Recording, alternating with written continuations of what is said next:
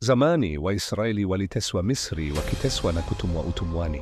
Mungu aliwaita Musa, mtu wa haki, na kumwambia, nenda kwa Farao, ukae imara, ukamwambie, Bwana Mungu wa Waisraeli amenituma kwako. Watoa Waisraeli watoe kutoka utumwani.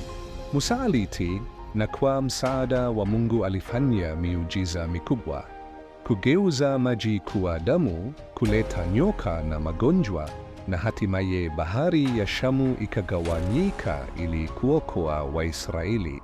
Baada ya kuokoa watu wake, Musa alileta Waisraeli kwenye mlima Sinai, ambapo Mungu aliwapa amri 10 kama mwongozo wa maisha ya haki. Funzo: imani si kuamini Mungu hata wakati unahofia.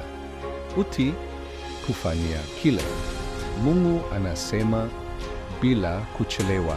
Mungu huwalinda watu wake na kuwatetea wakati wa mateso. Neno la Biblia.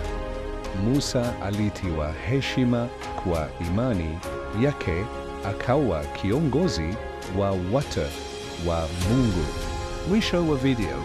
Kama unataka kuongoza kwa imani kama Musa, andika kwenye maoni, nataka kuishi na kuongoza kwa imani ya Musa.